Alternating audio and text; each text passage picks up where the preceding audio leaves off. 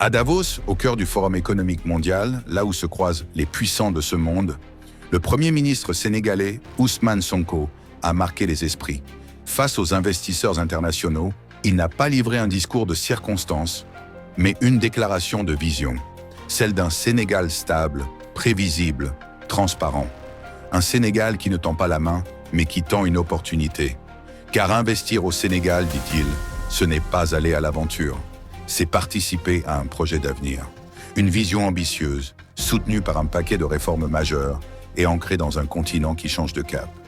Un pays qui connaît également la sécurité, dans une zone africaine traversée aujourd'hui par malheureusement des crises d'insécurité.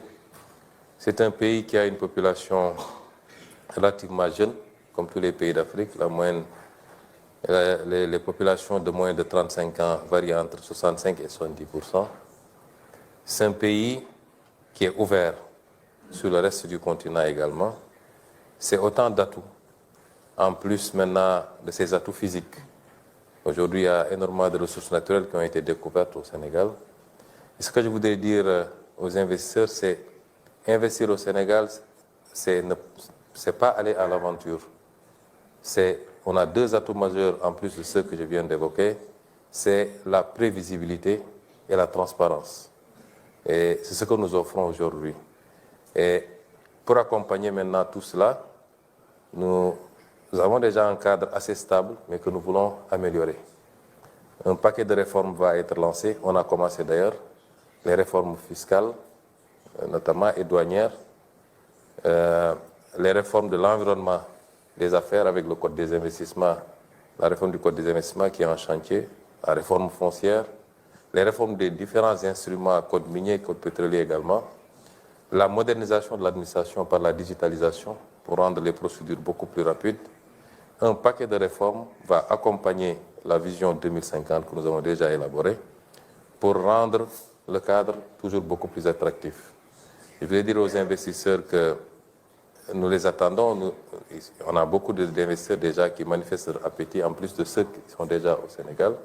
Mais nous les attendons pour venir participer à ce travail, à cette œuvre, qui, au-delà du Sénégal, vise un marché beaucoup plus important. Le Sénégal, ce que nous voulons en faire, c'est un hub de l'Afrique de l'Ouest pour toucher un marché de 400 millions d'habitants de l'Afrique de l'Ouest, la zone CEDEAO particulièrement. Et je pense que nous avons, comme vous l'avez dit, tous les atouts pour pouvoir offrir cela aux investisseurs, aussi bien nationaux que particulièrement les investisseurs étrangers. Lorsqu'il s'adresse aux investisseurs à Davos, Ousmane Sonko ne cherche pas à séduire par des slogans. Il pose les bases d'un partenariat économique sérieux, basé sur deux piliers fondamentaux, la prévisibilité et la transparence. Deux mots simples, mais qui changent tout. Ce que je voudrais dire aux investisseurs, c'est investir au Sénégal, c'est pas aller à l'aventure. On a deux atouts majeurs en plus de ceux que je viens d'évoquer, c'est la prévisibilité et la transparence. Ce message s'adresse à tous ceux qui, jusqu'ici, hésitaient à investir en Afrique à cause de l'instabilité, du flou réglementaire ou de la corruption. Dans les faits, cela veut dire des lois fiscales plus stables, des procédures douanières plus rapides, un État qui tient ses engagements contractuels et surtout la fin de l'opacité dans la gestion publique. Car au-delà des chiffres, c'est la confiance qui attire les capitaux. Et Sonko l'a bien compris. Sans confiance, pas d'investissement durable. Son gouvernement parie donc sur une gouvernance sobre, prévisible et transparente. Une rupture nette avec les pratiques du passé. Cependant, une vision sans action reste un simple discours. C'est pourquoi Ousmane Sonko insiste. Le Sénégal ne se contente pas d'intention, il passe à l'action. Pour bâtir une économie solide, il faut réformer, moderniser, oser casser les vieux schémas. Et c'est exactement ce que son gouvernement a lancé. Un paquet de réformes va accompagner la vision 2050. Un paquet de réformes va être lancé, on a commencé d'ailleurs, les réformes fiscales, notamment et douanières, les réformes de l'environnement des affaires avec le Code des investissements, la réforme du Code des investissements qui est en chantier, la réforme foncière, les réformes des différents instruments, Code minier, Code pétrolier également, la modernisation de l'administration par la digitalisation pour rendre les procédures beaucoup plus rapides. Un paquet de réformes va accompagner la vision 2050 que nous avons déjà élaborée pour rendre le cadre toujours beaucoup plus attractif. Mais avant de bâtir un nouveau modèle, encore faut-il faire le bilan de ce qu'on a trouvé, établir un état des lieux clair de la situation économique du pays. À Davos, en réponse à une question sur les défis à relever, Ousmane Sonko révèle que dès son arrivée à la primature, il a ordonné un audit général des finances publiques. Et les conclusions de cet exercice ont mis en évidence une réalité bien plus préoccupante que les chiffres officiels ne le laissaient entendre. Nous sommes en train de mettre en place des mécanismes. D'abord par rapport à la gestion passée, pour que tous ceux qui ont eu à gérer puissent rendre compte de leur gestion par rapport à la transparence, mais également par rapport à notre propre responsabilité à partir de maintenant, pour que ces phénomènes ne se reproduisent pas au Sénégal, ou alors de manière très marginale. Et la question que vous posez par rapport aux défis, aux obstacles, le premier obstacle, c'est la situation dont nous avons hérité. Évidemment, quand nous sommes arrivés, le président Diomaye Faye a demandé à ce que nous fassions la situation de référence, que nous fassions l'audit des finances publiques et l'audit de toute la gestion de manière générale. Cet exercice a révélé un résultat malheureusement pas très réjouissant, puisque la dette dont nous étions supposés hériter quand nous remplacions le régime tournait autour de 70%, 74%. Et quand nous avons fini l'audit, la dette avoisinait les 100%.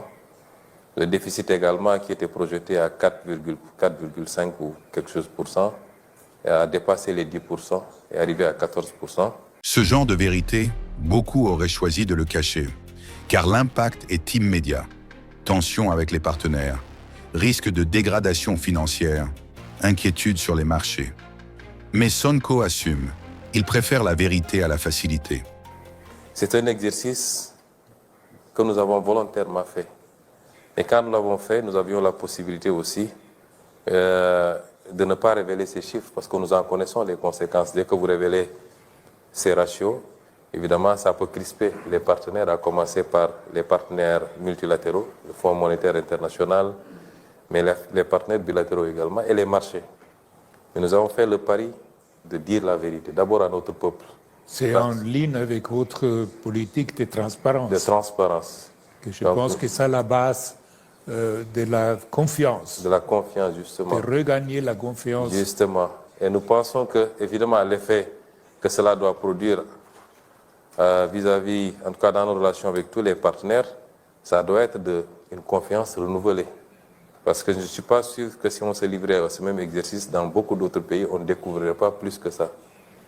Et si aujourd'hui le Sénégal doit subir les contre-coups de cet exercice de vérité, ça découragerait ultérieurement les autres pays à se livrer au même exercice. Mais bref, ce que je voulais dire, c'est que nous avons hérité de cette situation, qui est une situation difficile, qui nécessite que nous réajustions sans pour autant aller vers l'austérité.